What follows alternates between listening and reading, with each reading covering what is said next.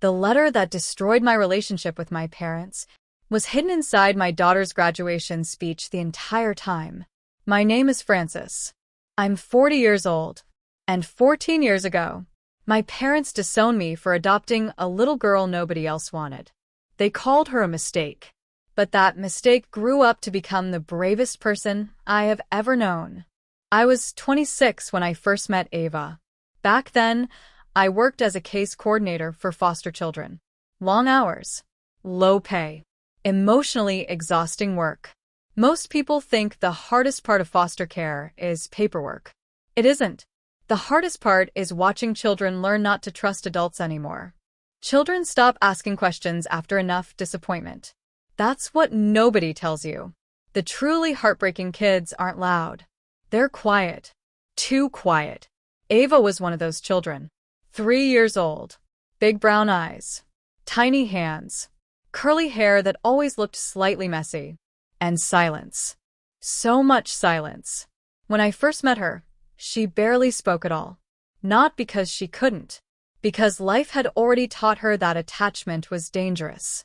Her first foster placement failed after 6 months. The second lasted less than a year.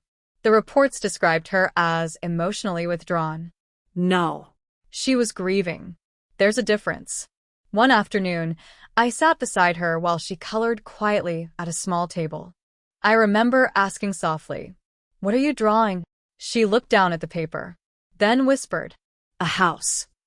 Simple answer, but her voice sounded careful, like every word needed permission to exist. I smiled gently. "Who lives there?" She paused for several seconds, then answered, "Nobody stays long." That sentence broke something inside me, because no child should understand abandonment that clearly. Over the next year, I kept checking on her case.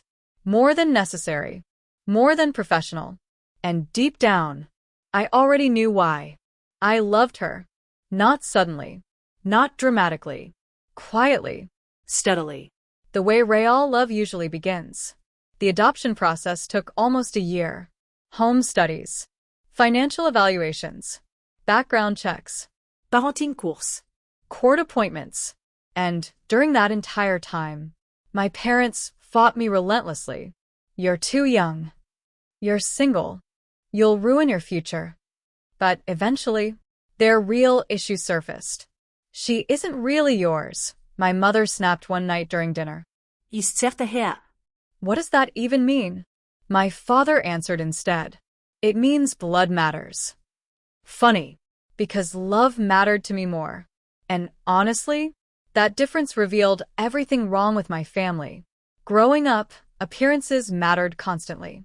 What people thought, what neighbors said, what looked respectable. My parents loved control more than connection. And adopting a child from foster care? That threatened the perfect image they cared about so deeply. The night before the adoption finalized, my mother called me crying. "Please reconsider this," she begged. Not because Ava needed help, because my mother feared embarrassment. "You're throwing your life away," she whispered. I looked around my tiny apartment then. Second-hand furniture, tiny kitchen, bills stacked on the counter. And somehow, I still felt completely certain. "No," I said softly.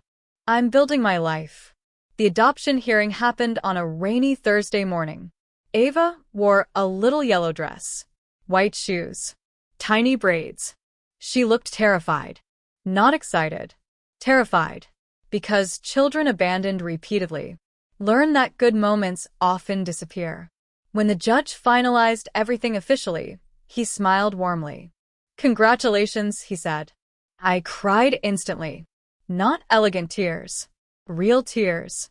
And beside me, Ava reached for my hand carefully. Still careful. Even then. Like she couldn't fully believe I was staying. After the hearing, I drove to my parents' house hoping, stupidly hoping, that seeing her would soften them. I wanted them to meet her properly.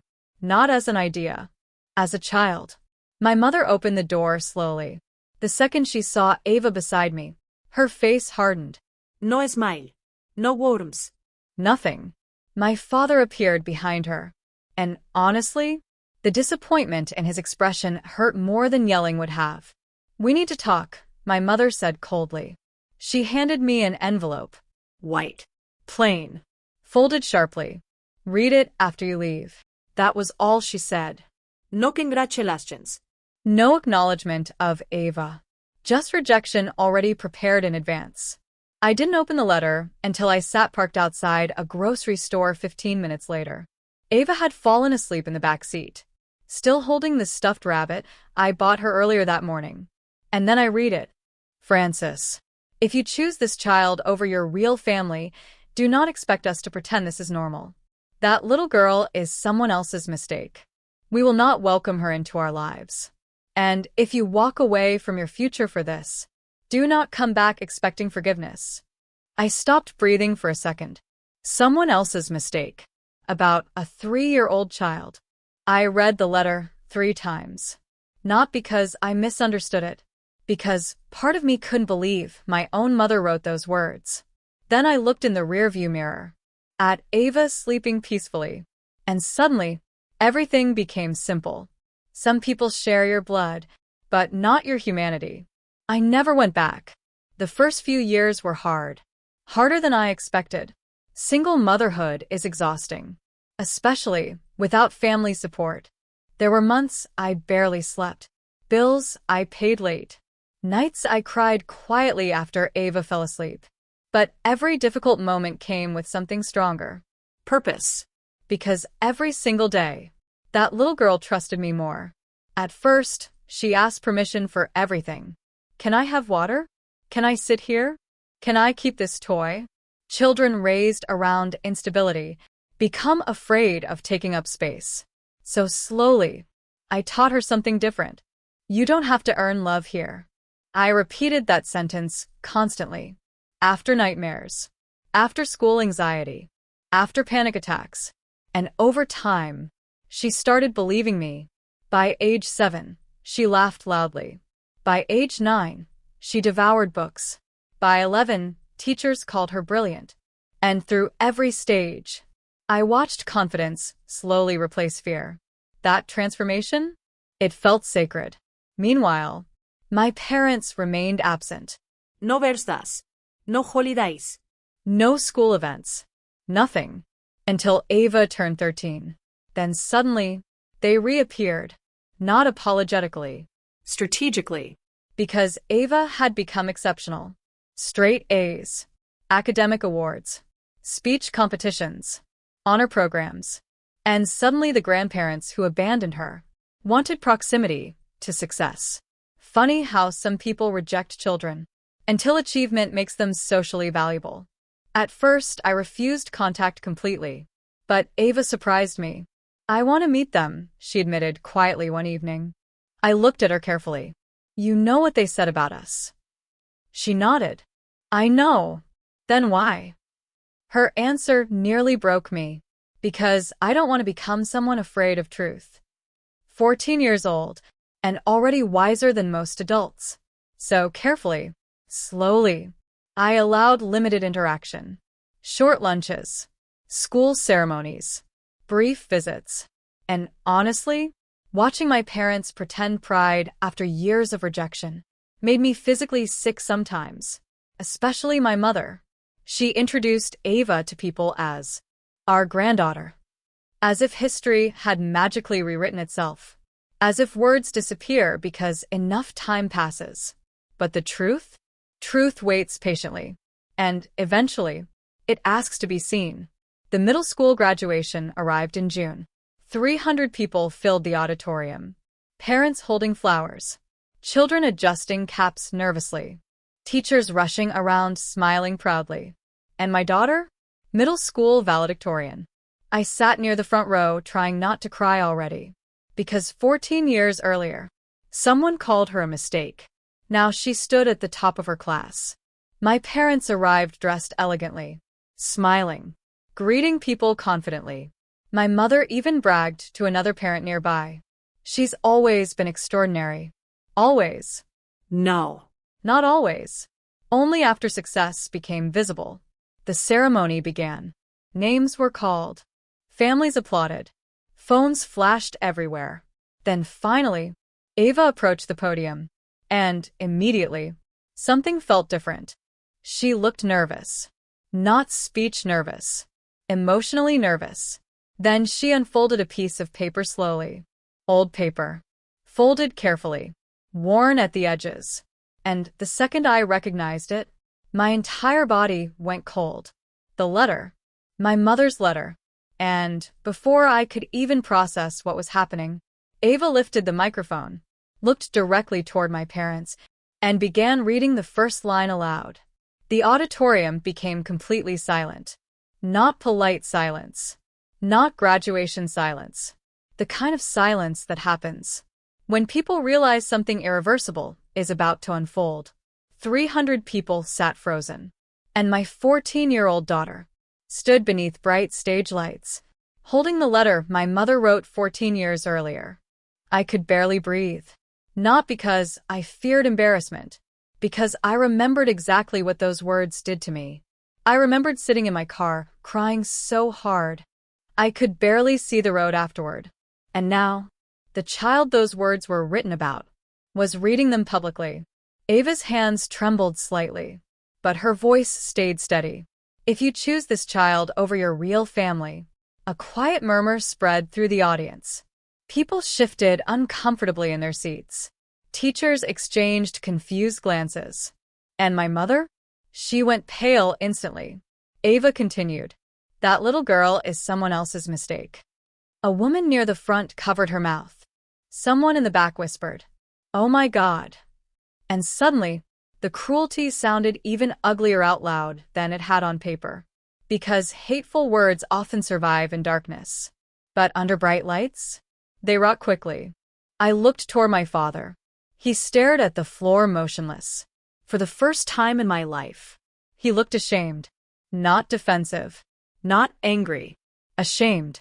Ava lowered the letter slowly. Then she looked out across the audience. I found this letter last year, she said softly. Every person in that room listened carefully now. My mom didn't know I had it. I closed my eyes briefly. Because she was right.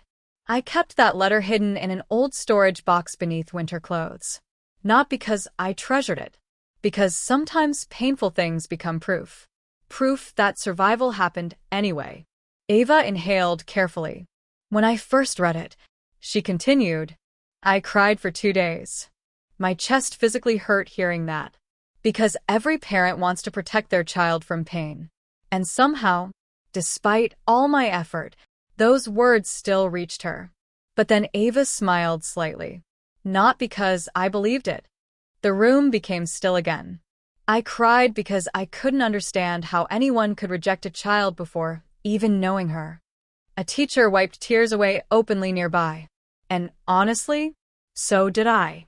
Because children raised with love often ask the purest questions. Questions adults stopped being brave enough to ask. Ava folded the letter carefully in half. My mom adopted me when nobody else stayed, she said. Simple sentence. But it carried 14 years of sacrifice inside it. She worked extra jobs. She stayed awake during nightmares. She sat through panic attacks. She never missed school meetings. She never made me feel unwanted. Every word landed directly in my heart. Because motherhood is strange. The hardest moments often feel invisible while they're happening.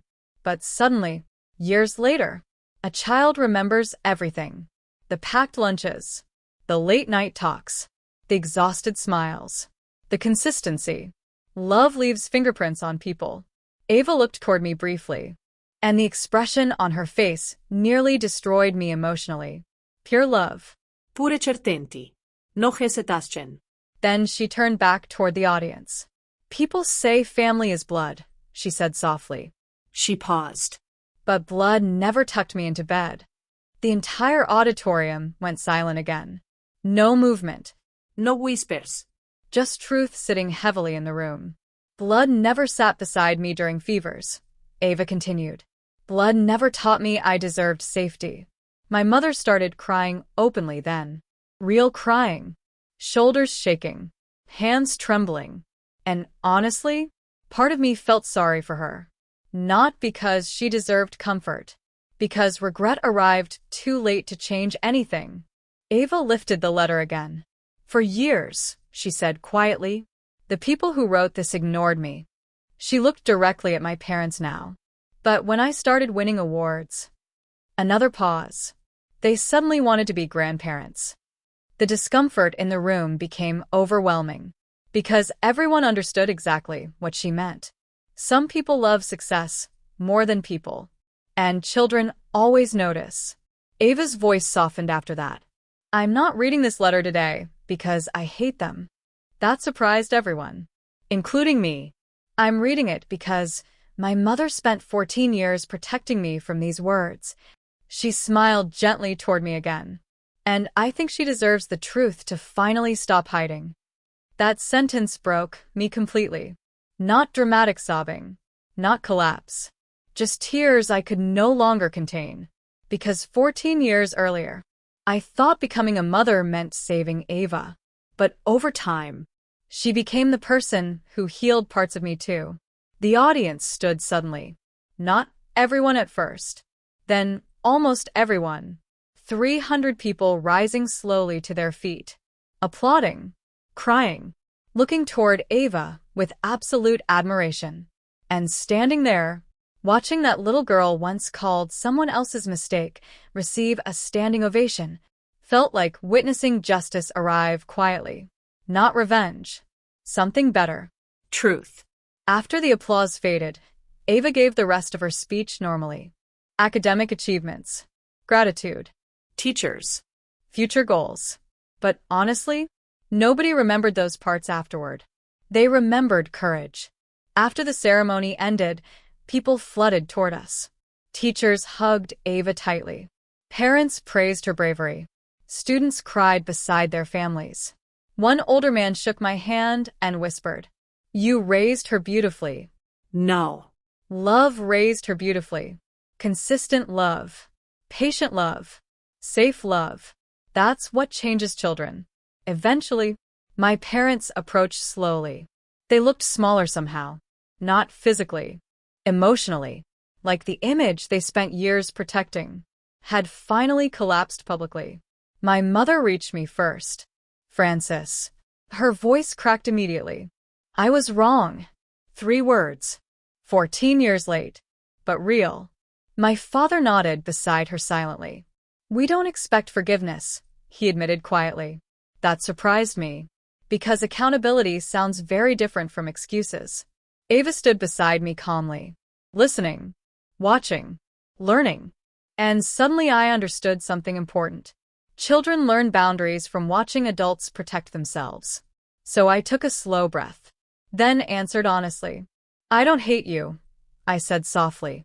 My mother cried harder after hearing that, because sometimes mercy hurts more than anger. But being sorry doesn't erase 14 years. Neither of them argued, because they knew you cannot recover birthdays you skipped. You cannot relive lost childhoods. You cannot rebuild trust instantly. Some absences leave permanent marks. Ava reached for my hand gently, and in that moment, I realized something beautiful. She wasn't holding my hand because she needed protection anymore. She was offering comfort. To me. My little girl had grown into someone strong enough to carry truth without bitterness. That mattered more than any award ever could. Before leaving, my mother whispered one final thing. She's extraordinary. I looked directly at her. Yes, I said softly. She always was. Not once she became successful. Not once others applauded her. Always. Outside the school, evening sunlight covered everything in gold. Families took photographs nearby. Children laughed loudly. Flowers moved gently in the warm wind. And suddenly, I remembered the terrified 26-year-old woman sitting alone in her car reading a rejection letter. That woman thought she had lost her family forever. What she didn't realize was that she was about to build a better one. As Ava and I walked toward the parking lot together, she smiled softly at me. You okay? She asked. I wrapped an arm around her shoulders gently, then answered with complete honesty. I think this is the happiest I've ever been. Because sometimes the greatest victory is not proving people wrong. It's loving someone so completely, they never doubt they deserve to be loved in the first place. And the child they once called a mistake? She became the best decision I ever made.